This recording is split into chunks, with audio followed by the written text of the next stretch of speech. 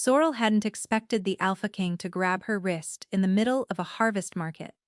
But here she was, his fingers locked around her arm like iron, his entire body rigid, his breath coming in deep, ragged pulls, like a man drowning in open air. She'd been inspecting dried foxglove at a merchant's stall. Just standing there, minding her own business, weighing a bundle of stems, and wondering whether the seller had mixed in bishop's lace to pad the weight. A perfectly ordinary morning in a perfectly ordinary crowd.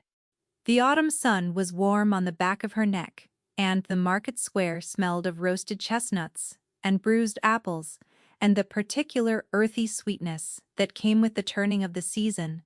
Sorrel had been looking forward to this morning all week. The mountain healers rarely came down to the valley market, and the herb selection here was 3 times what she could find in the villages near the healing house. Then, the crowd had parted. She'd felt it before she saw it.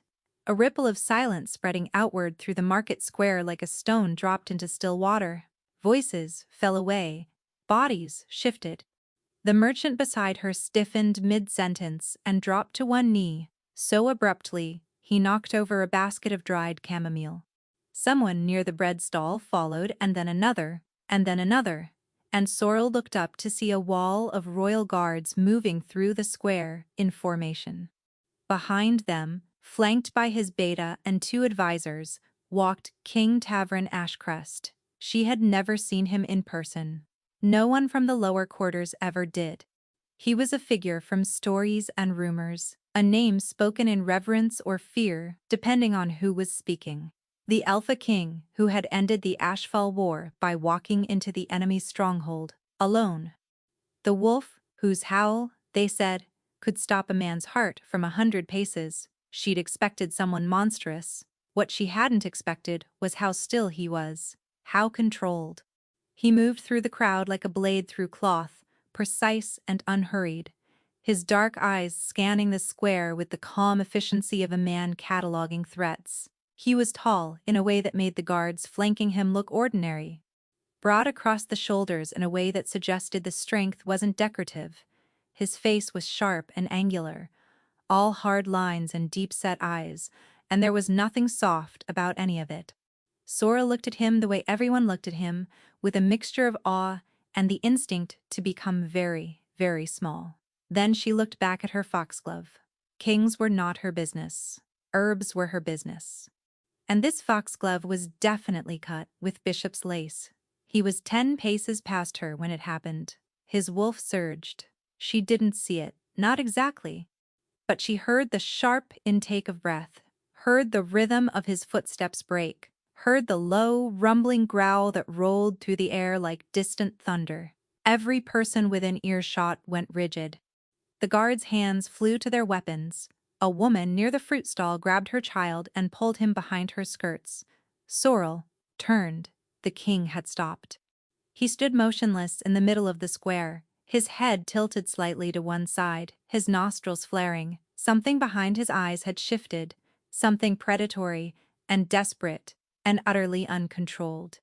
His beta was speaking to him, low and urgent, one hand raised, as if approaching a wild animal, but the king didn't seem to hear. He turned. His gaze swept the crowd and landed on her with the force of a physical blow. Sorrel's breath left her body. He crossed the distance between them in 4 strides, and she didn't have time to move, didn't have time to think, didn't have time to do anything before his hand closed around her wrist and he pulled her toward him. He inhaled.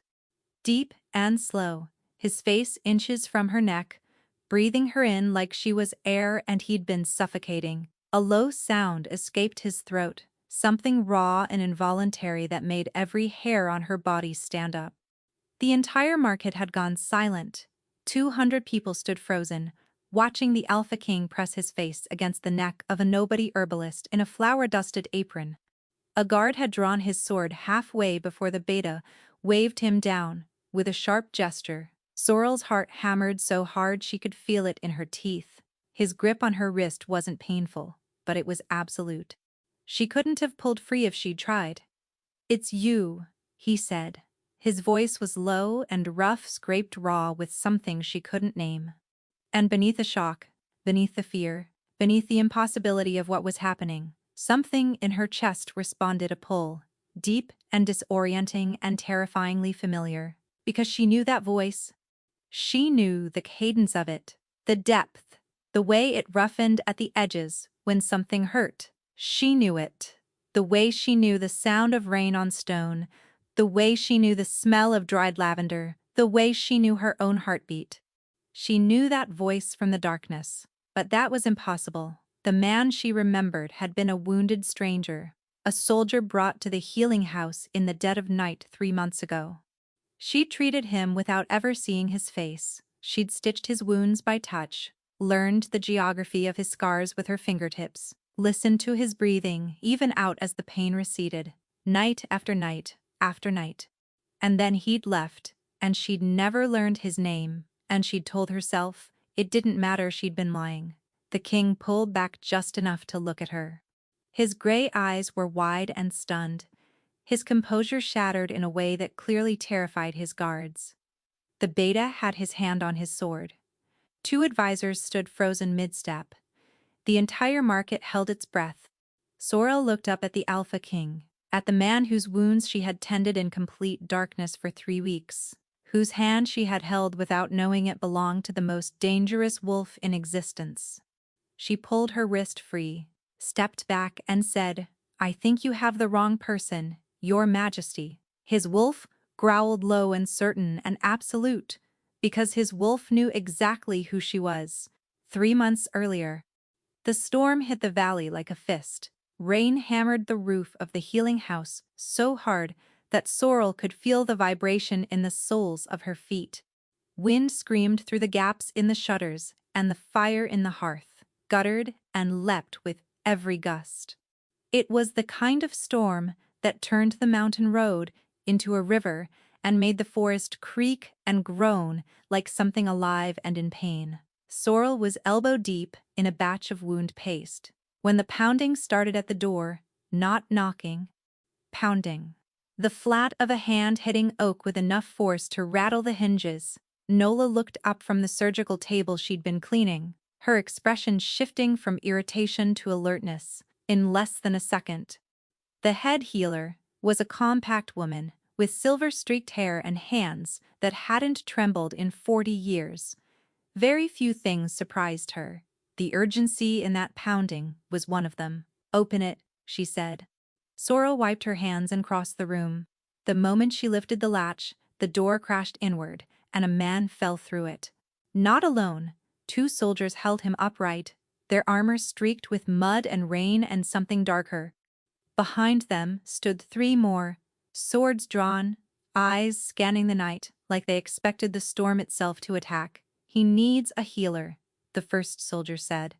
His voice was clipped, military, the kind of tone that turned request into orders. Now they carried the wounded man to the table and laid him down.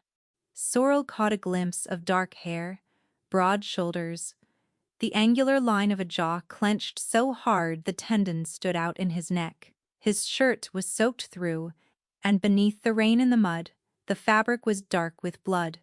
Nola moved to the table and reached for the nearest lantern. "No light," the soldier said sharply. Nola froze, her hand hovering over the lamp. "I need to see the wounds." "The wounds react to light," the soldier replied. His jaw was tight, and something in his eyes looked close to panic. "Any light, flame, candle, even strong moonlight, it makes them open, it makes them spread." Nola stared at him for a long moment. Then she looked down at the man on her table. Sorrel watched her mentor's face and saw the exact moment Nola understood what she was dealing with. Cursed wounds. Inflicted by a weapon that had been soaked in old magic, the kind that turned a simple cut into something that fought against healing, something alive beneath the skin. "How long has he been like this?" Nola asked. 4 days, the soldier said. Nola's expression tightened. 4 days with cursed wounds was a death sentence for most men. That this one was still alive spoke to either extraordinary luck or extraordinary will. "Everyone out," Nola ordered. She looked at the soldiers. "All of you, wait in the front room." When the commanding soldier hesitated, she added, "If you want him alive by morning, let me work." They left, reluctantly. Sorrel could hear them arranging themselves in the corridor, boots scraping on stone, low voices exchanging terse words. Nola turned to her and spoke quietly. "I cannot do this," Sorrel blinked. In 7 years of apprenticeship, she had never once heard Nola say those words. "My hands need my eyes," Nola continued. "I've never been able to work without sight. You know that." Sorrel did know that. Nola was brilliant, precise, the best healer in the Northern Territories. But she worked visually, reading a wound's color and depth and edges before she ever touched it. "But you can," Nola said, and her gaze was steady. "You've trained for this. Every exercise I gave you in the dark, every hour you spent learning to stitch by touch alone, all of it. This is what it was for." Sorrel's stomach dropped. "Nola, I've practiced on pigskin and sandbags. This is a man with cursed wounds that I've never treated before, and if we light a lantern to look at them, they'll spread, and he'll be dead by dawn," Nola replied. "You're the only healer in this house who can work in total darkness. Sorrel, you've been doing it since you were a child." That was true. Sorrel had spent the first 8 years of her life in the collapsed tunnels beneath Ashenvale Keep, abandoned there as an infant and raised by the workers who mined the lower shafts. She'd learned to move, to work, to think, in absolute blackness. It was as natural to her as breathing. But natural didn't mean she was ready to cut into a stranger's cursed flesh with nothing but her fingertips to guide her. "I'll be right outside the door," Nola said. "I'll talk you through anything you need. But your hands have to do the work." Sorrel looked at the man on the table. His breathing was shallow and rough, each exhale carrying a faint sound of pain that he was clearly trying to suppress. Even half-conscious, he was fighting. "All right," she said. Nola extinguished every light in the room. The hearth fire was smothered, the lanterns were carried out, the shutters were sealed, until not even the lightning could reach inside. The darkness was total. Sorrel stood still for a moment and let it settle around her. Her other senses sharpened the way they always did: the sound of his breathing, the smell of blood and rain, and something else, something smoky and warm beneath the copper, that made her pulse quicken for reasons she didn't understand. She moved to the table. Her fingers found the edge of his shirt and she pulled it back carefully. The wounds were wrong. She felt it the moment her fingertips made contact. The skin around the cuts was hot, far too hot, and the edges pulsed with a rhythm that had nothing to do with his heartbeat. Something lived in these wounds. Something that squirmed beneath her touch and recoiled from her fingers like it resented being found. "Don't," the man said. His voice came out rough and strained, but the authority in it was unmistakable. Even bleeding on a healer's table in the pitch black, this man was used to being obeyed. "Don't what?" Sorrel asked, her fingers already probing the deepest wound along his left side. "Don't touch me. You'll die if I don't." A pause. "Then, that's my concern." "Actually, it's mine," Sorrel replied. "Because you're on my table, bleeding on my sheets, and if you die here, I'm the one who has to clean it up. So, hold still." Silence. She worked for hours. The wounds were layered, the curse woven into the tissue like thread through cloth. She cleaned, she stitched, she packed the deepest cuts with a poultice that Nola had developed specifically for dark magic infections. Her fingers grew slick with blood, her back ached from bending over the table. The stranger said nothing for a long time. Then, as she tied off the last stitch along his ribs, he let out a slow breath. "You're good at this," he said. It sounded like it cost him something to admit. "I know," Sorrel said. Another pause. She thought she heard something that might have been a surprised exhale, almost a laugh. She stepped away from the table, wiped her hands on her apron, and moved toward the door. Behind her, his breathing had steadied, the ragged edge of pain smoothed into something more manageable. "What's your name?" he asked. She hesitated, her hand on the door. "Sorrel," she said. "What's yours?" The silence that followed lasted too long. Then he said, "It doesn't matter." She stepped into the corridor and closed the door behind her. Nola was waiting, her arms crossed, her expression unreadable. "He'll need treatment every night," Sorrel said. "The curse is deep.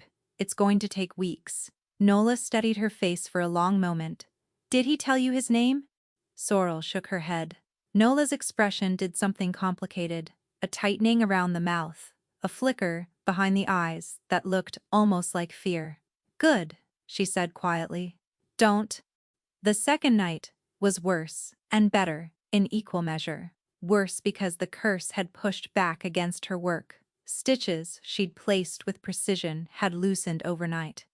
The wound along his ribs, the deepest one, had spread a full finger's width. Despite the poultice, whatever lived inside those cuts was fighting her, and it was strong, better because he didn't threaten her this time.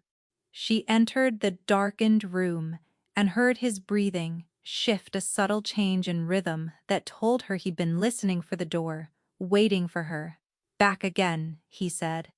"Every night until the wounds close," Sorrel replied, setting down her supplies by touch and arranging her tools along the edge of the table where her fingers could find them. "Nola's orders. And if I refuse treatment, then you die, slowly and painfully in a healer's back room, and I use your skeleton to teach anatomy lessons to apprentices." She paused. "I've always wanted a skeleton." The silence that followed had a different quality than the night before, warmer. "Fine," he said. She worked. The curse resisted her hands like a living thing, coiling away from the poultice, tightening around the wound edges when she tried to clean them. Twice she felt it pulse beneath his skin, a hot, rhythmic throb that made her fingers tingle unpleasantly. She gritted her teeth and kept going. "You work differently than other healers," he said after a while. His voice was strained from pain, but there was genuine curiosity beneath it. "Most healers use their eyes," Sorrel said. "I use my hands." "Why?" "Because I grew up in the dark." She didn't elaborate. She rarely did. The tunnels beneath Ashenvale were not something she talked about. The years of blackness, of learning to navigate the world through touch and sound and smell, while the miners who found her taught her what they could and wondered what kind of mother leaves a newborn in a mine shaft. "How old were you?" he asked. Sorrel's hands paused on his skin. Most people, when she mentioned growing up without light, changed the subject, looked uncomfortable, moved on. He'd asked the one question that actually mattered. "I don't know," she said. "They found me as an infant. I was 8 before someone brought me above ground." She felt the muscles beneath her fingers tense, not from the wound, from something else. 8 years in the dark," he said quietly. It wasn't all bad. That was mostly a lie, but she'd had enough practice, telling it that it came out smooth. "I learned things other healers can't do like this." She pressed the fresh poultice into the wound along his ribs, and he drew in a sharp breath. "Sorry," she murmured. "Don't be. It's the first time in 4 days that anything has helped." They settled into a rhythm over the nights that followed. She arrived after full dark. He waited in silence until he heard the door. She worked, and they talked. Not about anything important at first. She told him about the herbs she was studying, the failed experiment that had turned an entire batch of healing salve bright orange and made Nola's cat sneeze for 3 days straight. He listened in a way that she could feel through the darkness, an attentive stillness that made her aware of every word she chose. On the 4th night, he laughed, actually laughed. She'd been describing the time she accidentally prescribed a guardsman twice the recommended dose of valerian root, and the man had fallen asleep standing up in the middle of a changing of the guard ceremony, toppling sideways into the captain, who toppled into the next man, who toppled into the next, until an entire row of soldiers went down like dominoes. The sound of his laughter in that lightless room did something to her chest that she wasn't prepared for. It was low and rough and surprised, like he hadn't expected it, like laughing was something he'd forgotten he could do. She stopped talking. He stopped laughing, and the silence that followed was the most dangerous kind, the kind that felt full instead of empty. "You're staring at me," Sorrel said. You can't possibly know that. It's pitch black. I can feel it. Another silence. She could hear his breathing, slow and deep, and beneath it the faint, rapid beat of his heart. Her fingers were still resting on the skin above his wound, and she hadn't pulled them away, and he hadn't asked her to. Go on, he said quietly. The guard, the dominoes. What happened next? She went on. On the seventh night, his hand found hers. She was packing a fresh poultice into the wound on his shoulder, the smaller one that was healing well, when his fingers brushed against her wrist, not grabbing, not stopping her work. Just a slow, deliberate contact that traced from her wrist to her knuckles and then settled, his hand resting over hers, like a question. Sorrel stopped breathing. His thumb drew a single slow circle on the back of her hand. Then another. The touch was so light, it barely qualified as pressure, and yet she felt it in every nerve of her body, from her scalp to the soles of her feet. Neither of them spoke. The darkness pressed in close and warm, and his hand stayed on hers, and her heart beat so hard she was certain he could hear it. She should have moved, should have gently pulled away, and continued her work, and maintained the professional distance that a healer was supposed to maintain. She was his caretaker. He was her patient. This was not allowed. Instead, she turned her hand beneath his and laced her fingers through his. His grip tightened immediately, his fingers closing around hers with a desperate strength that made her chest ache. They stayed like that for a long time. Two people, in the lightless room, holding on to each other for reasons neither of them was willing to name. On the 12th night, she realized the deep wound along his ribs had stopped responding to treatment. Her fingers traced the edges with growing dread. The curse had spread, despite everything she'd done, reaching outward beneath the skin, like roots burrowing into soil. The tissue around it was hotter than before, and when she pressed gently, he couldn't suppress the sound that escaped him. Low, guttural, the kind of pain that lives in the bones. "It's getting worse," she said. He didn't deny it. She felt his chest rise and fall beneath her hands, steady and controlled despite the agony he had to be in. "I know," he said. "Why didn't you tell me?" "Because you would worry. I'm your healer. Worrying is literally my purpose." "And you've done more than enough," he said. His voice was quieter than usual, resigned in a way that made her stomach twist. "The other wounds have healed. I can ride. I can return to where I need to be." "You can't ride with this wound," Sorrel said firmly. "And you certainly cannot ride when the curse inside it is spreading toward your heart." The silence that followed was different from all the others, cold and final. "How long?" he asked. "I don't know." She hated the words even as she said them. "Months, maybe less." He was quiet for a long time when he spoke again. His voice carried that same controlled calm, like a man organizing the logistics of his own execution. "Then I need to leave. Tomorrow." "No. There are things that must be done before." He didn't finish. Sorrel's hands were still on his chest. She could feel his heartbeat beneath her fingers, steady and strong, and somewhere beneath it, buried deep, the faint, wrong rhythm of the curse inching closer. "Let me try something else," she pleaded. "Let me talk to Nola." "There has to be another way." "There isn't," he said. "And you've already given me more time than I had any right to expect." His hand reached for hers one last time in the darkness. He brought her fingers to his lips and pressed a kiss to her knuckles, so gentle, it barely existed. "Thank you, Sorrel," he whispered. In the morning, he was gone.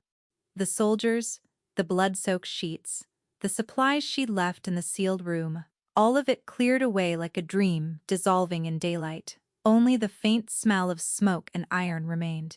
Sorrel stood in the empty room and pressed her hand to her chest, where something that had only just begun to grow was already starting to ache with loss. She told herself it didn't matter. He was a stranger, she'd never seen his face. But her hands remembered everything. Nola found her standing there and said nothing for a long moment. Then very quietly she spoke. "The soldiers who brought him.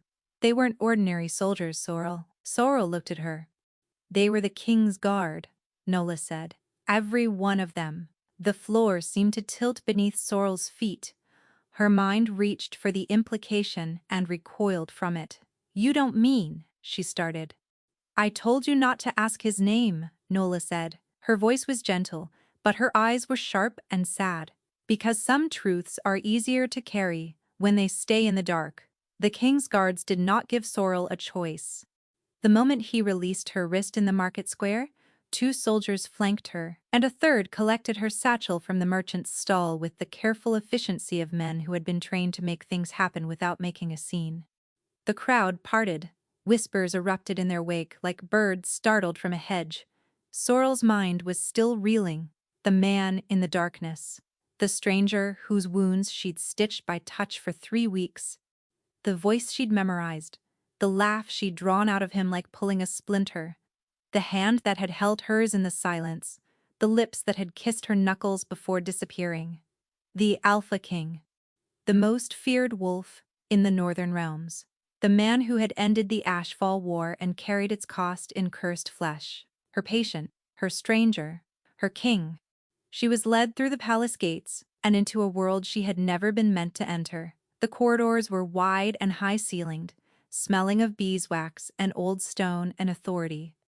Tapestries lined the walls in deep reds and golds, depicting battles and hunts and coronations.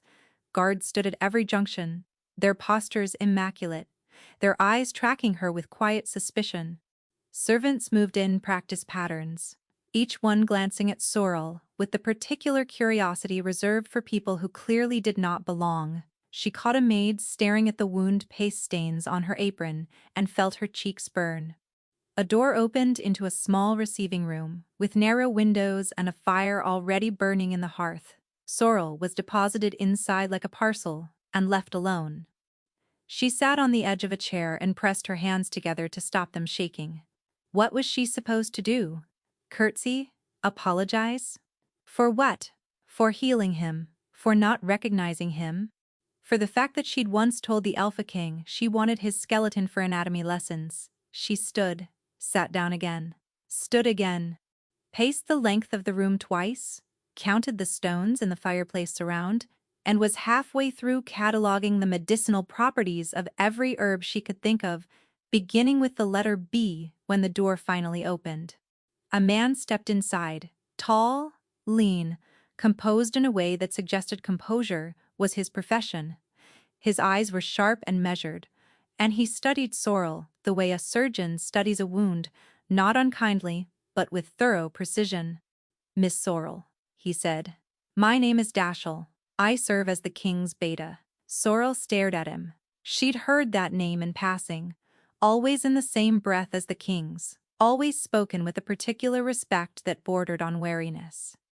Dashel, the king's right hand, the man who knew everything and revealed nothing. Why am I here? Sorrel asked.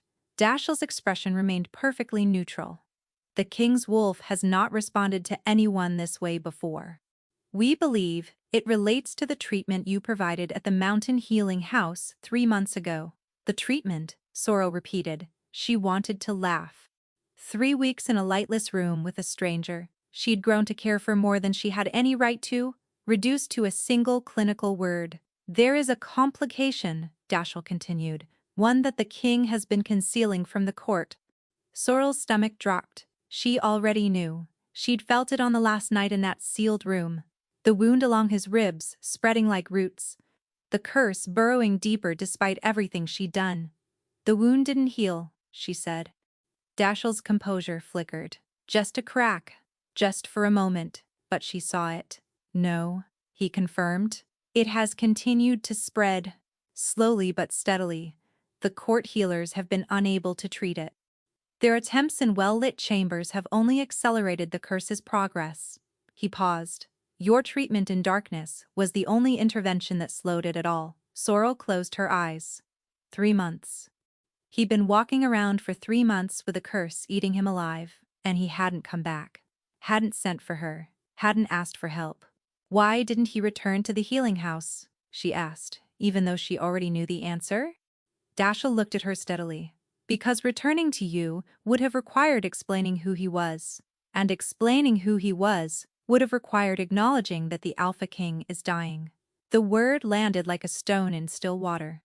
"How long does he have?" Sorrel asked. "The court physician estimates 3 to 4 months before the curse reaches his heart." She stood. "Take me to him."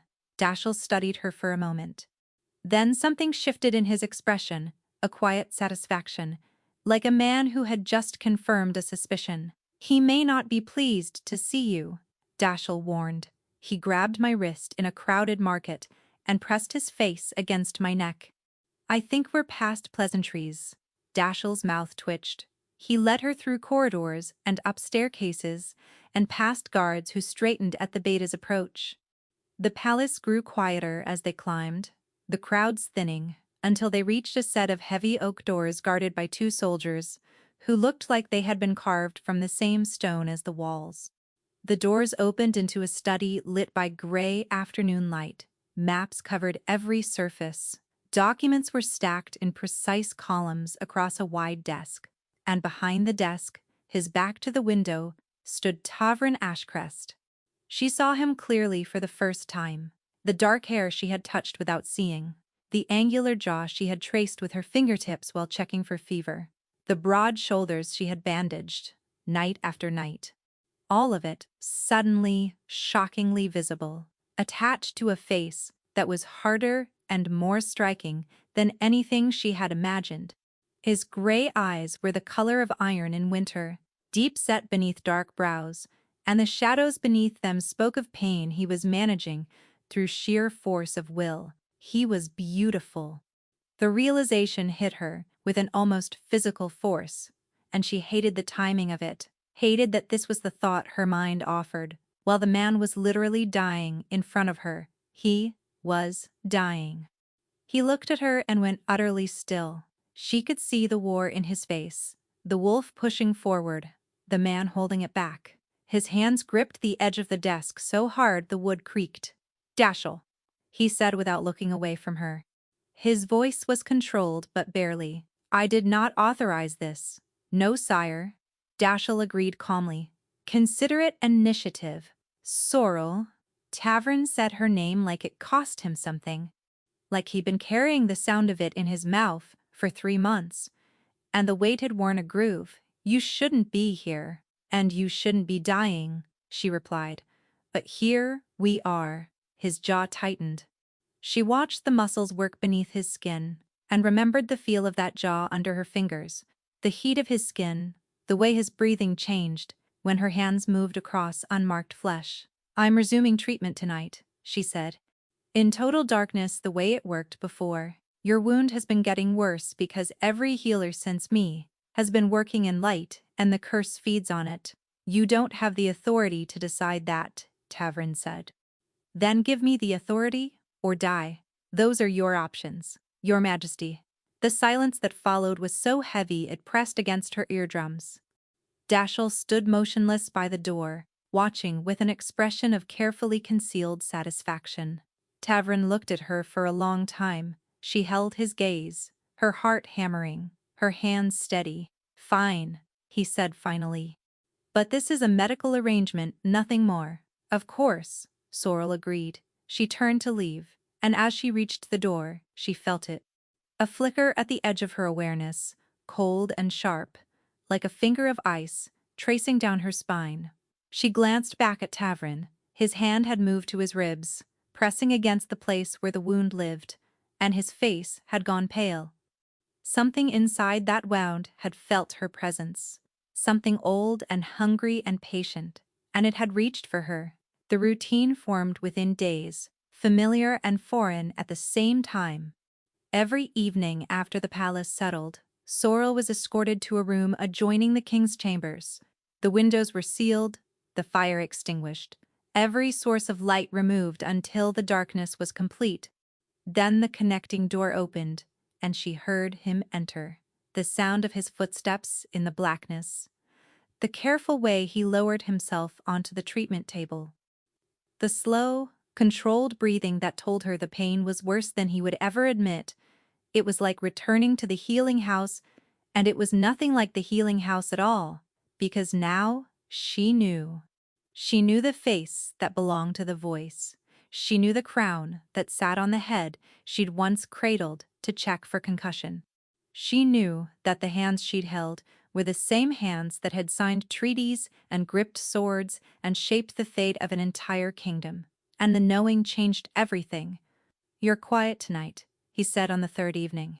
She was working on the wound along his ribs, her fingers tracing the curse's edges with practiced care. It had spread further than she'd feared. The roots reached almost to his sternum now, hot threads beneath a skin that pulsed with their own terrible rhythm. "I'm concentrating," she said. "You used to talk while you concentrated. You once described an entire recipe for mushroom soup while stitching a wound that should have required your full attention. That was before I knew I was narrating soup recipes to the Alpha King." A pause. Then, "Is that why you've stopped?" She didn't answer immediately. Her fingers found a new tendril of the curse, thin as thread, reaching toward his heart, and she pressed the poultice against it with steady hands while her chest tightened with fear. "You didn't tell me who you were," she said. "Would it have changed how you treated me?" "No, then it didn't matter." "It mattered to me," Sorrel said, more quietly than she'd intended. The silence that followed was full of things neither of them said. She finished her work, cleaned her hands, gathered her supplies. "Sorrel?" His voice stopped her at the door. "The mushroom soup. You never told me whether you add the cream before or after the heat." She felt the smile before she could stop it. "After," she said. "Always after. Otherwise, it curdles." "Good to know," he said. In the mornings, she did not see him. He was the king. She was a healer from a mountain outpost, who slept in borrowed quarters and wore borrowed clothes, and carried the lingering smell of wound paste on her hands. Their lives did not overlap in the light. Except they did. A new set of healer's tools appeared in her room on the fourth day. Not the battered, well-used implements she'd brought from Nola's supplies, but instruments of astonishing quality. Blades that held their edge like they'd been kissed by a smith who loved his work. A mortar and pestle carved from stone, so smooth it felt like silk, a leather roll to carry them in, embossed with a pattern of foxglove along the edge. Foxglove, the herb she'd been inspecting when he found her in the market. Sorrel carried the tools to Dashiell's office and held them up. "Who sent these?" Dashiell glanced at them with the practiced disinterest of a man who absolutely knew the answer. "No idea," he said. "They appeared in my room." "How mysterious." "Dashiell. Perhaps the palace has benevolent spirits with excellent taste in surgical instruments?" the beta offered. Sorrel narrowed her eyes. "That evening, in the sealed treatment room," she said. "Thank you for the tools." "What tools?" Tavern asked. "The ones that appeared in my room, with the foxglove pattern." The silence had a distinct quality of guilt. "I have no idea what you're referring to." "Your Majesty, the leather case is embossed with your family crest on the inside flap." A longer silence. Then, "That seems like an oversight," she laughed. In the darkness, she heard his breath catch at the sound. The days blurred together. She developed a routine beyond the nightly treatments. She reorganized the palace infirmary's herb stores, which were in a state of neglect that would have made Nola weep. She taught the court physician's apprentice how to prepare a proper drawing poultice, instead of the watered-down version they'd been using. She took walks in the palace gardens in the early morning when the light was thin and the paths were empty. Sometimes, they weren't empty.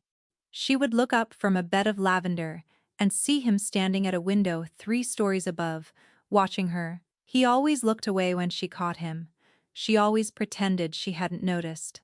But the warmth that bloomed in her chest each time was getting harder to ignore. It wasn't just the warmth. Things were happening that she couldn't explain. She'd be working in the infirmary, and suddenly feel a spike of pain that wasn't hers. A sharp, burning ache along her left side, exactly where his wound lived. It would pass in seconds, but it left her breathless and shaking. Or she'd be walking through the corridors and feel a sudden wave of exhaustion so heavy it nearly buckled her knees. Not her exhaustion, his. She could feel the difference. A bone-deep weariness that carried the particular weight of a man who had been carrying too much for too long. and refused to set any of it down. One evening, she arrived for treatment, and he was already lying on the table, waiting in the unlit chamber. She worked in silence for a while, her fingers gentle on the wound. The curse pulsed beneath her touch, hot and stubborn. "Stay," he said. She paused, her hands still on his skin. "I'm not finished with the treatment." "I don't mean the treatment." His voice was quieter than she'd ever heard it. "I mean afterward. Just for a few minutes." Sorrel's heart beat hard against her ribs. She finished her work, cleaned her hands, and sat on the edge of the table beside him. She couldn't see his face, but she could feel his warmth, could hear his breathing, could smell the warm scent of him that had lived in her memory for 3 months. His hand found hers, the same way it had in the healing house, slow and deliberate, his fingers lacing through hers with a care that made her throat tighten. She squeezed back. They sat like that for a long time, two people in a room without light, holding on to something they weren't allowed to name. His thumb traced slow circles on her wrist, and she felt the tension in his body ease, degree by degree, until his breathing deepened and his grip loosened, and she realized with a start that he'd fallen asleep. She stayed. She stayed long past the point where her back ached and her legs went stiff, because his breathing was peaceful, and his hand was warm, and she couldn't bring herself to pull away. When she finally eased her fingers free and stood, his breathing changed instantly, a sharp, jagged inhale, the kind that comes from being ripped out of rest. "I'm here," she whispered. "Go back to sleep." He didn't. She heard him sit up, heard the careful control return to his breathing. "Good night, Sorrel," he said. His voice was rough, with something that wasn't sleep. "Good night, Your Majesty." "Tavern," he corrected quietly. "When it's just us, I'm just Tavern." Her throat tightened. "Good night, Tavern." She left the room, closed the door, and leaned against the corridor wall with her hand pressed to her chest where his heartbeat was still echoing inside hers. The next night it happened. She was working on the wound, her fingers pressing the poultice into the deepest part of the cursed tissue along his ribs, when the world fell away. One moment she was in the treatment room, her hands on his skin, the familiar blackness warm and close around them. The next, she was somewhere else, cold, biting, bone-deep cold, and the smell of ash and burning flesh. Gray smoke choked the air, and beneath it, the ground was churned and wet and wrong. Not mud, something darker. She was on a battlefield. Bodies lay everywhere. Soldiers in torn armor, their faces frozen in expressions she couldn't look at for more than a second. Wolves, in half-shifted form, caught between human and beast in the final moment. The silence was the worst part. No wind, no birds, no sound at all except the distant drip of something she didn't want to identify. And in the center of it all, Tavern stood. He was younger here, his face leaner, his eyes wild with something she recognized as horror. He was covered in blood, not all of it his own, and he was staring at the carnage surrounding him with an expression of absolute devastation. "Tavern," she called out. He didn't hear her. He dropped to his knees beside a fallen soldier and reached for the man's face, and the sound that came out of him was not a word. It was grief, made audible, raw and broken and endless. "Tavern!" she screamed. The battlefield lurched. The smoke thickened. Something moved toward them with slow, deliberate intent, and Sorrel felt the curse's presence like a hand closing around her throat. She gasped and was back. The treatment room.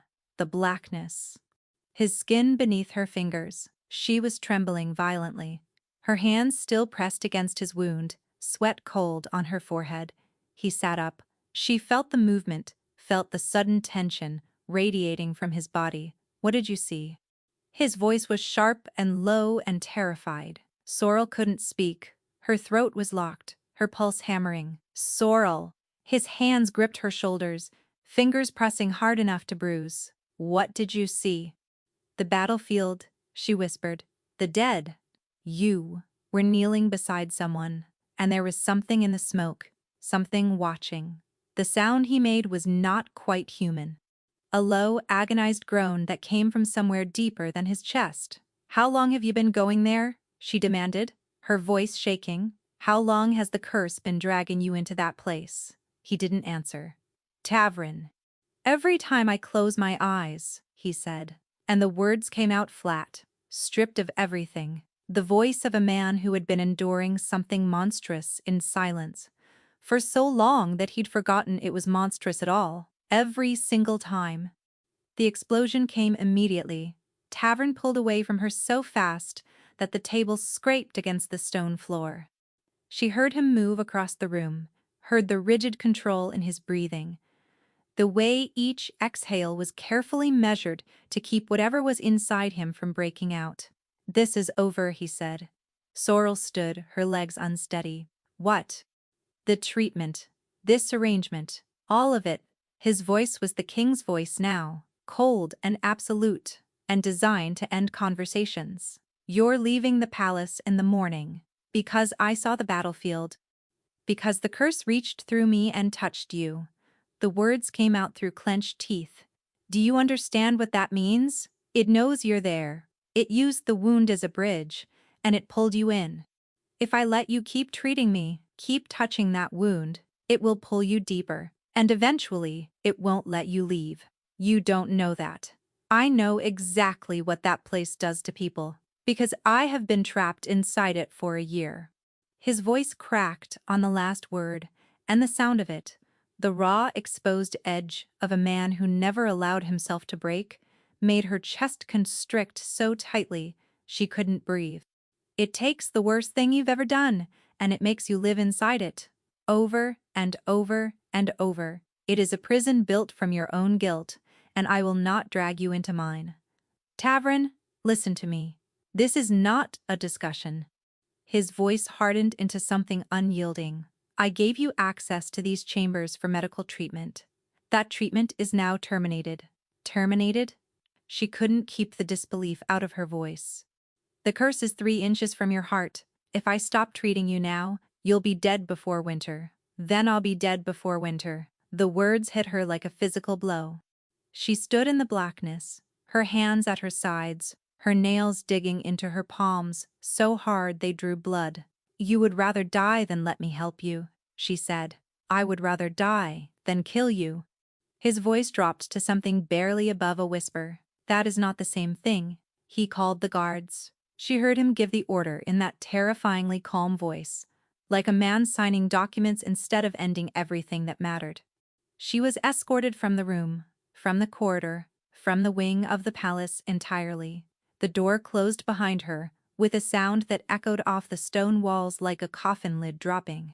Sorrel stood in the servants' passage, her back against the cold wall, and felt something inside her chest begin to tear. She returned to the guest quarters and sat on the edge of the bed for a very long time, staring at her hands. The hands that had mapped his wounds without sight. The hands that had held his. The hands that could feel, even now, the phantom echo of his heartbeat in her fingertips like a rhythm that belonged to her. In the morning, a guard arrived to escort her from the palace. Her things had been packed, the borrowed clothes had been replaced with her own. The healer's tools, the beautiful instruments with the foxglove pattern, were sitting on top of her bag with a note that said simply, "Keep them." She kept them. She hated herself for how much they meant to her. Dashiell was waiting at the gate. His face was carefully blank, but something in his eyes looked like an apology. "He's making a mistake," Sorrel said. Dashiell said nothing. She walked out of the palace and didn't look back. The first day was manageable. Sorrel returned to the healing house in the mountain valley and threw herself into work. She reorganized Nola's herb stores. She treated a farmer's broken arm. She scrubbed every surface in the infirmary until her hands were raw and her mind was too tired to think. The second day was harder. She woke with a headache that wrapped around her skull like a vice, and a hollow gnawing ache in her chest that no amount of work could touch. She kept reaching for something that wasn't there, kept turning toward doorways expecting to feel his presence, kept catching his scent on her clothes and her skin even after she'd washed twice. By the 4th day, her hands were shaking. Not trembling, shaking, the kind of uncontrollable tremor that made it impossible to hold a needle, impossible to mix a poultice, impossible to do the one thing she'd built her entire life around. She stood at the workbench with a mortar and pestle she couldn't grip and wanted to scream. "Sit down," Nola said from the doorway. "I'm fine." "You are very clearly not fine. Sit down before you drop something that shatters." Sorrel sat. The ache in her chest had spread. It lived in her ribs now, a constant pressure that made every breath feel like it had to be fought for. She was cold all the time despite the summer heat. Her appetite had vanished.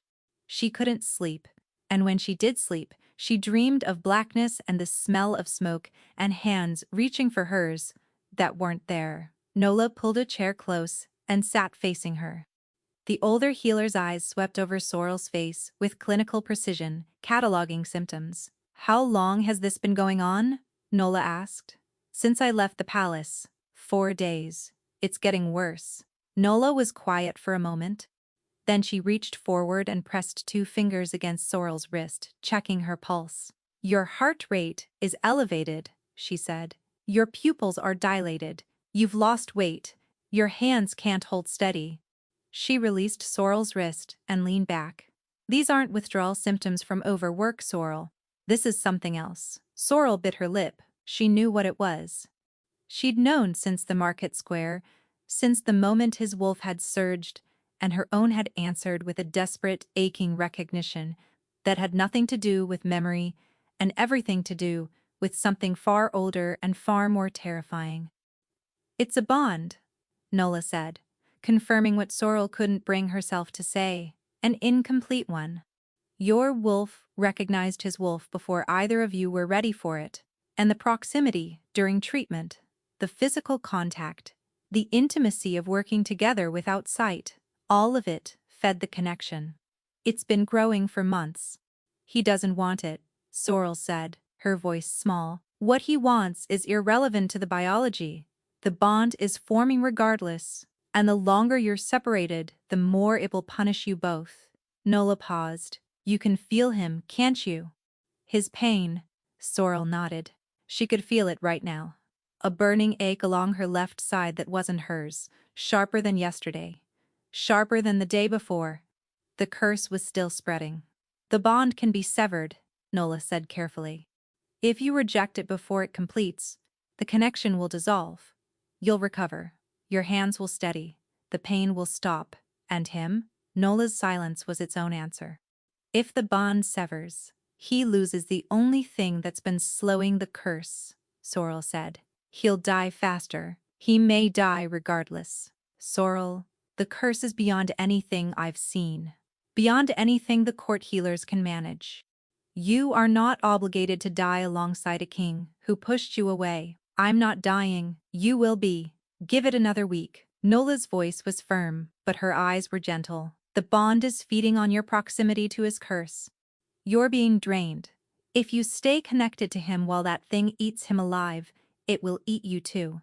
Not as fast, but fast enough." Sorrel stared at her hands. The tremor had worsened while they talked. She could barely keep her fingers still. "He pushed me away to protect me," she said. "Yes. And protecting me is killing him faster." "Yes. And staying connected to him might kill me, also." "Yes." Behind them, she saw the battlefield, the smoke, the dead.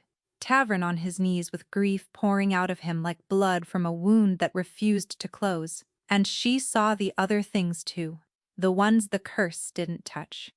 His hand reaching for hers in the sealed room, the sound of his laughter, rough and startled, and real.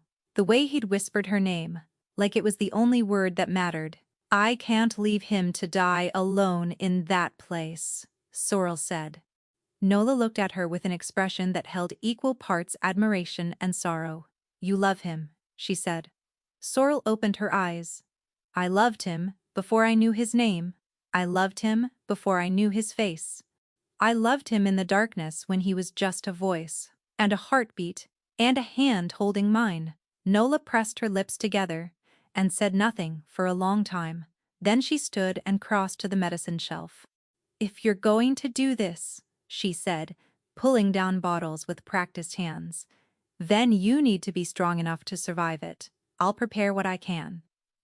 But Sorrel, the curse will fight you. It will use everything it has to keep him trapped. And now that it knows you exist, it will try to trap you too. I know, Sorrel said. On the 7th day, Dashiell arrived at the healing house. He looked worse than Sorrel had ever seen him. The unshakable composure was cracked, his face drawn and pale, his eyes carrying a weight that told her everything before he opened his mouth. He collapsed during a council meeting, Dashiell said. The wound opened. The curse has spread past his ribs. The court physician says it will reach his heart within weeks, possibly days. Sorrel was already reaching for her bag. He won't allow anyone to treat it. Dashiell continued, his voice taut.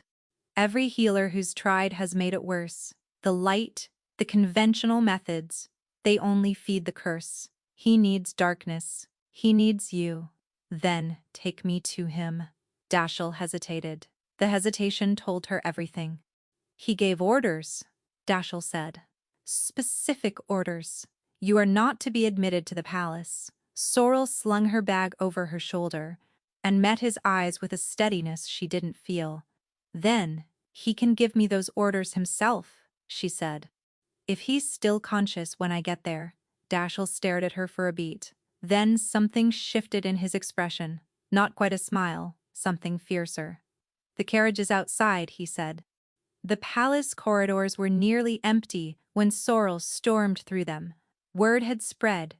She could see it in the faces of the servants, who pressed themselves against the walls as she passed, in the guards who exchanged glances but did not stop her, in the eerie hush that had settled over the entire building like a held breath. Dashiell walked beside her, matching her pace, and whatever silent authority he carried cleared their path better than any announcement could have. They reached the king's chambers.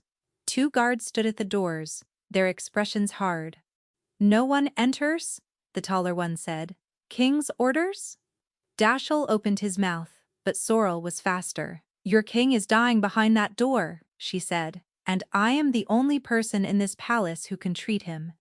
You can let me through, or you can explain to the realm tomorrow why you followed orders from a dead man. The guards looked at Dashiell.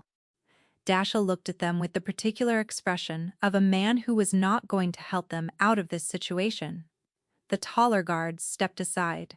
Sorrel pushed through the doors. The chamber was dark. Not the careful, sealed darkness of the treatment room, but the desperate darkness of a man who had torn the curtains closed and smothered every flame because the light made the agony worse. She could smell blood in the air, fresh and sharp, mixed with the warm scent she would have known anywhere on earth. Get out, his voice came from the far side of the room. Rough, wrecked. Barely recognizable as the controlled, measured tone she'd come to know. No, Sorrel said. She moved through the blackness by instinct, her feet finding their way around furniture she couldn't see, her hands outstretched until her fingers found the edge of the bed. He was there. She could feel the heat radiating from him before she touched him. Wrong heat, fever heat, the kind that came from a body fighting something. It couldn't beat. Her fingers found his chest, and she flinched. The wound had spread far past his ribs. She could feel the cursed tissue reaching across his torso, hot and pulsing, the roots threading toward his heart with a patience that was almost cruel. You shouldn't have come, he said. His voice broke on the last word. You keep saying that, Sorrel replied, her hands already working, already reaching for the supplies in her bag, and I keep not listening. You would think a king would recognize a pattern. She cleaned the wound. She packed it with the strongest drawing poultice Nola had ever formulated, a recipe the old healer had spent 3 days perfecting while Sorrel lay in her own bed shaking from bond sickness. She worked by touch the way she always had, her fingers steady despite the tremor that had plagued them for a week, because this mattered more than shaking, more than fear, more than anything. He let her work. He didn't have the strength to stop her, and they both knew it. When she finished, she sat on the edge of the bed beside him. His breathing was shallow and rough, each inhale a small battle. She could feel the curse pulsing beneath his skin, feel its hunger, its patience, its absolute certainty that it would win. "You need to leave," Tavern whispered, "before the curse finds you again." "The curse already found me," Sorrel said. "I've been feeling your pain for a week. Every spike, every burn, every moment the wound spreads. I feel it in my own ribs like it belongs to me." She heard his breathing stop. "That's not possible," he said. "It's the bond, Tavern. Your wolf recognized mine in the market square. My wolf answered. The connection has been growing since the first night I treated you at the healing house, and it doesn't care that you're a king and I'm a nobody from a collapsed mine shaft. It doesn't care that you think pushing me away will save me. All it knows is that we belong to each other, and the longer we fight it, the faster it kills us both." The silence that followed was the longest of her life. "Both," he repeated. His voice was hollow. "If the curse kills you, the bond will drag me down with you." Nola confirmed it. "I have weeks, maybe less, before the drain becomes irreversible." She paused. "So you can stop pretending that sending me away is noble. It isn't saving me, it's just making sure we die separately instead of together." A sound came from him, then, that she had never heard before and hoped she would never hear again. A broken, gutted sound that was half grief and half fury, directed entirely at himself. "I was trying to protect you," he said. "That was the only thing I had left. The one thing I could still do right. And I couldn't even do that. You cannot protect me from something that lives inside both of us. Then what am I supposed to do?" The rawness in his voice was devastating. "Watch you die because my curse decided to share itself with the one person who—" He stopped. "The one person who—" "What?" Sorrel asked softly. She could hear his heart beating, fast and unsteady, and beneath it, the wrong rhythm of the curse. But beneath that, something else. Something warm and desperate and real. "The one person who made the darkness feel safe," he finished. And the confession came out like something he'd been holding behind his teeth for months, something he'd swallowed and buried and refused to look at because looking at it meant admitting that the Alpha King had fallen in love with a voice and a pair of hands in a lightless room and hadn't recovered since.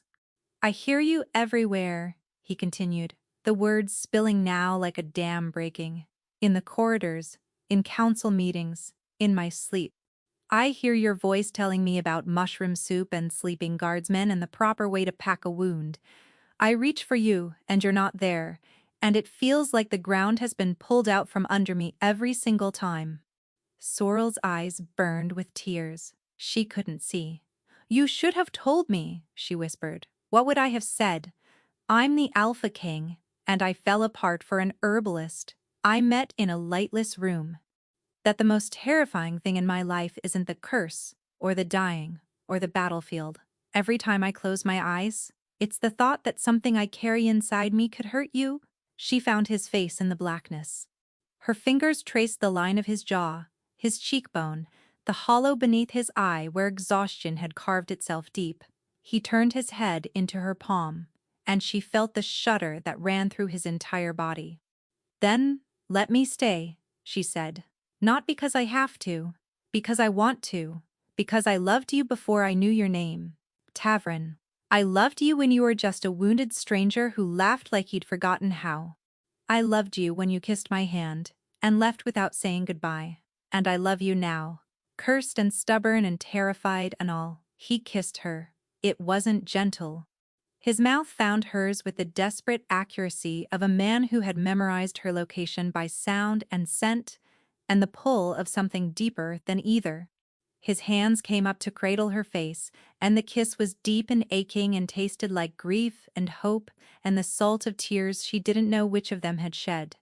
She kissed him back with everything she had. Every night spent, without sight, every empty morning after he left, every day of aching and shaking and wanting. She poured it all into the press of her mouth against his, and he answered with a sound that vibrated through his chest and into hers. His arms wrapped around her and pulled her against him, and the contact was overwhelming. Every point where their bodies touched hummed with something electric, the bond surging between them like a current finally given a circuit to complete. "If you stay," he murmured against her lips, "I won't be able to let you go again." "Good," she breathed. "Don't." He deepened the kiss, his hands sliding into her hair, and she felt the bond flare between them like a flame catching dry wood, hot and bright and irrevocable. What followed was the bond, claiming what it had always known. The careful distance they'd maintained for months collapsed, and the connection between them deepened beyond anything either of them had imagined. He marked her at the juncture of her neck and shoulder, the bite instinctive and absolute, and the bond snapped into place like a lock clicking home. She marked him back without thinking, and the bond sealed with a force that stole the breath from both of them. It settled in her chest like a second heartbeat, warm and golden and absolute, his, hers, theirs. Afterward, he pulled her against his chest and held her so tightly she could feel his heartbeat against her spine. He fell asleep within minutes. True sleep. Deep and peaceful and dreamless. Sorrel lay in his arms and felt the bond humming between them, bright and whole and unbreakable. She felt his pain too. The wound still burning, the curse still reaching, but it felt distant now, muted by the warmth of their connection. She closed her eyes. She smiled, and then the darkness changed. The warmth drained from the air, the bed disappeared from beneath her. The smell of smoke and ash replaced the sweetness of his skin, and when Sorrel opened her eyes, she was standing on the battlefield, and she was not alone. The dead were everywhere. They stretched across the churned ground in every direction. Soldiers and wolves and civilians tangled together in the terrible democracy of a battlefield that made no distinction between combatants and innocents. The sky above was the color of iron, low and heavy, and pressing down like a lid on a coffin. The smell hit her first. Ash and copper, and the wet, heavy scent of earth that had been soaked in things earth was never meant to absorb. It filled her lungs and coated the back of her throat, and she choked on it before she could stop herself.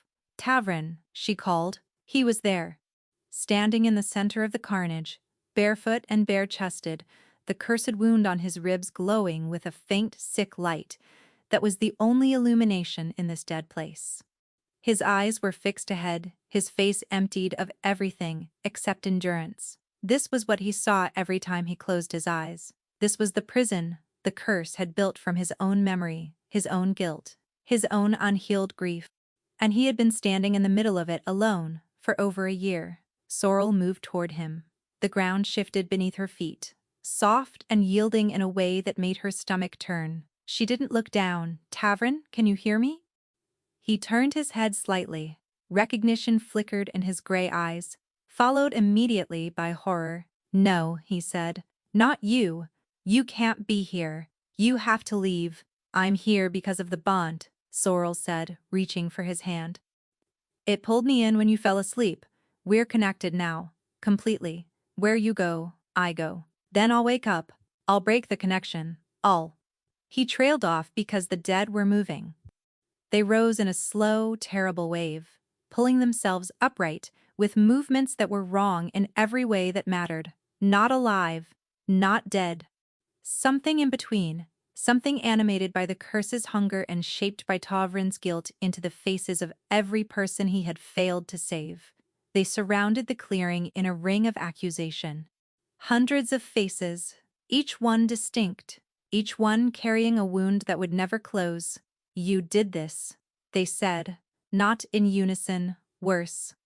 In a staggered, overlapping chorus that made the words echo and build and compound until the accusation was deafening. "You did this. You did this. You did this." Tavern's hand clenched around hers so hard it hurt. She could feel him through the bond, feel the tsunami of guilt that crashed through him, feel the way it dragged him under, like a current he'd stopped fighting long ago. "Don't listen," Sorrel said, gripping his hand. "This isn't them. This is the curse using your guilt as a weapon. It's not wrong," Tavern said, his voice barely audible. "I gave the order. I marched on their settlement. I, The dead parted. A child stepped forward. She was small and dark-haired, no more than 7 or 8, wearing a dress that was too large for her and carrying a wooden doll in one hand. Her eyes were enormous and brown and filled with a sorrow so profound it didn't belong on a face that young Sorrel felt Tavern's entire body seize. "No," he whispered. "Not her. Please." The child looked up at him. "You promised," she said. Her voice was small and clear, and cut through the chorus of the dead like a blade through cloth. "The soldiers said the king promised no one would be hurt. You promised." Tavern made a sound that was not a word. His knees buckled and Sorrel caught him, bracing his weight against her. Through the bond she saw it. The memory that the curse fed on most. The village at the edge of the Steelgrave territory. Tavern had ordered it evacuated before the battle, had sent soldiers ahead with assurances that the civilians would be moved to safety, but the evacuation had come too late for one family. The battle reached the village before the soldiers could clear the last houses, and a child named Petra had been in the house that burned. He had carried her out himself. She died in his arms. "You promised," the ghost child said again, and Tavern sank to his knees. And Sorrel felt his grief, through the bond like a knife being driven between her ribs. The curse tightened. She could feel it, feel the way it fed on his surrender, the way it grew stronger every time he accepted the guilt as truth. The wound on his ribs flared brighter, and she gasped as a mirror of it blazed along her own side. They were running out of time.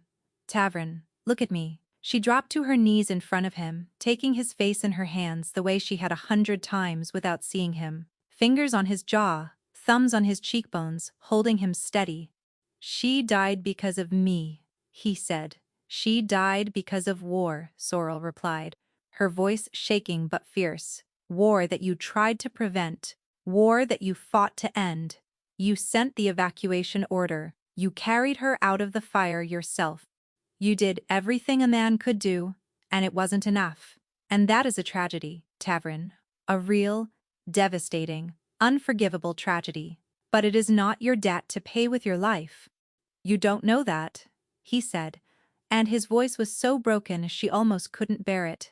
"I do know that," Sorrel said, "because I spent 8 years in the darkness, believing the same thing about myself." He went still. "I was left in a mine shaft as a newborn," she continued, her voice thick with tears. "Abandoned, thrown away like something that didn't matter. And I spent my whole life believing I deserved it. That if I'd been better, somehow, worth more, somehow, my mother would have kept me. I carried that guilt like a stone in my chest. And I let it tell me that I didn't deserve to take up space, didn't deserve to want things, didn't deserve to be loved." The dead were pressing closer. The child's ghost was watching with those enormous sad eyes. The curse pulsed and tightened and tried to drown her words. Sorrel held on. "But it was a lie, Tavern. The guilt was a lie. My mother's choice was hers, not mine. Just like Petra's death was war's doing, not yours. You didn't start the fire. You didn't fail the evacuation. You gave every order, right, and the world gave you the wrong outcome. And you have been punishing yourself for it ever since."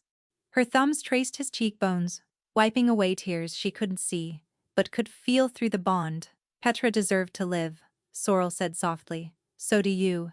And holding on to this guilt doesn't honor her memory. It doesn't bring her back.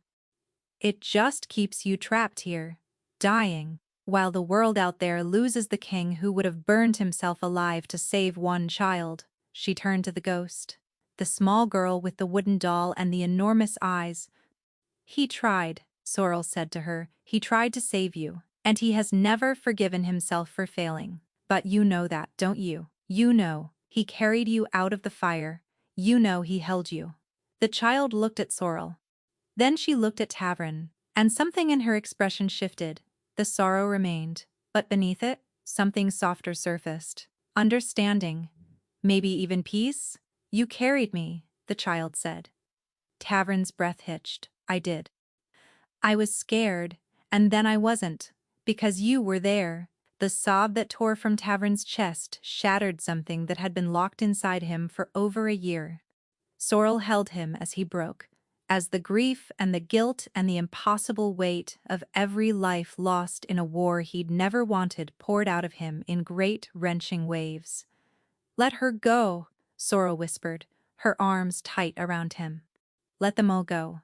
Not because you're forgetting, not because it didn't matter, but because you've carried this long enough, and you're allowed to put it down." The child smiled, small and sad and real. She set the wooden doll on the ground at Tavern's feet. Then she turned and walked into the fog, and she didn't look back. One by one, they dissolved like smoke, like breath on a winter morning, like grief finally given permission to pass through instead of staying forever. The chorus faded, the battlefield dimmed, the iron sky softened. The wound on Tavern's ribs flared once, bright and hot and furious, and then the light died. The curse tightened, fought, clawed at its host like a living thing being torn from the body it had claimed, and then it broke. Sorrel felt it snap like a cord pulled too taut. The curse shattered, and the fragments scattered into the fog and were gone. The battlefield dissolved. The dead were at peace. Tavern collapsed in her arms, shaking, emptied out, and she held him on the soft, wrong ground as the fog thinned and the darkness warmed, and the world rebuilt itself around them. "I've got you," she whispered, pressing her face against his hair. "I've got you! It's over!" She woke in his bed, in his arms, in the warm golden light of dawn, pouring through curtains that had somehow come open during the night. On his skin, on the wound, Sorrel sat up in a panic, reaching for his ribs, expecting to find the curse flaring and spreading. What she found instead made her breath catch. The wound was closed. Not healed entirely. The scar was there, raised and silver and permanent, a reminder that would never fully fade. But the heat was gone. The pulsing was gone. The terrible wrong rhythm that had lived beneath his skin for over a year was silent. Tavern was watching her. His gray eyes were clear for the first time since she'd known him, the shadows beneath them lighter, the hollows in his cheeks already beginning to soften. He looked like a man who had slept, truly slept, for the first time in over a year. He reached up and touched her face.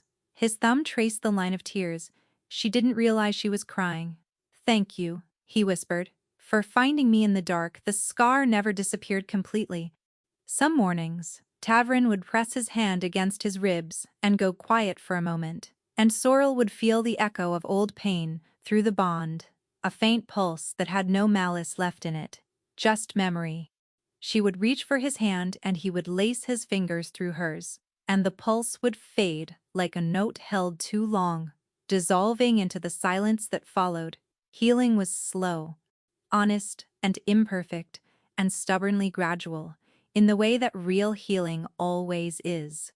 There were nights when he woke gasping, reaching for ghosts that were no longer there, and Sorrel would hold him and talk about nothing, about herb gardens and terrible soup, and the apprentice who once turned a cat orange, until his breathing settled and his grip on her loosened, and he remembered where he was.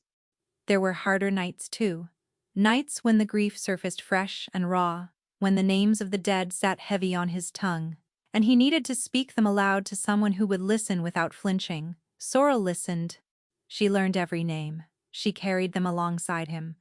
Not because the weight was hers, but because love meant you didn't let someone carry impossible things alone. The court adjusted. Eventually, a foundling herbalist from a collapsed mine shaft was not the queen anyone had anticipated. The whispers followed Sorrel through every corridor, every banquet, every formal event where she stood beside Tavern in borrowed finery and tried not to trip on her own hem. "They'll come around," Tavern told her one evening, pulling her close in the privacy of their chambers. "And if they don't, then they can take it up with their king, who happens to be profoundly and irreversibly in love with his mate and has absolutely no intention of apologizing for it." Sorrel smiled against his chest. Nola visited once in the autumn, inspecting the scar with professional thoroughness and Sorrel's work with professional pride. She ran her fingers along the healed tissue the way she'd taught Sorrel years ago, checking for heat, for tension, for any trace of the curse that had nearly claimed him. She found nothing. "You did well, child," she said. And from Nola, who had never once offered praise, she didn't mean. That was the highest compliment in existence. Before she left, Nola pressed a small leather pouch into Sorrel's hands. Inside were seeds. Foxglove, lavender, chamomile, and a dozen other herbs from the Healing House garden. "For your own stores," Nola said. "Every queen should have a garden." Sorrel planted them beneath the window of the palace infirmary she'd rebuilt from the ground up. They bloomed that spring in defiant, glorious profusion. Dashiell never said "I told you so," but his expression, whenever he saw them together, carried a quiet, unmistakable satisfaction that said it loudly enough. Once, passing him in the corridor, Sorrel caught him humming. When she raised an eyebrow, he looked at her with absolute composure and said, "I have no idea what you're referring to." Months passed. The scar faded from silver to pale white. The nightmares grew less frequent, then rare, then gone. On a morning in late spring, Sorrel woke to pale golden light and the sound of birdsong through an open window. Tavern was still asleep beside her, his breathing deep and even, his face peaceful in a way that still made her chest ache with gratitude. One arm was draped over her waist, holding her close, even in sleep. No curse. No battlefield waiting behind his eyelids. She watched him for a moment. Then she settled back against his chest, felt his arm tighten around her, felt the bond humming between them, warm and steady and whole. He stirred slightly, and his lips brushed her hair. "Sorrel," he murmured, half asleep. "I'm here," she whispered. His hand found hers in the light, and they slept.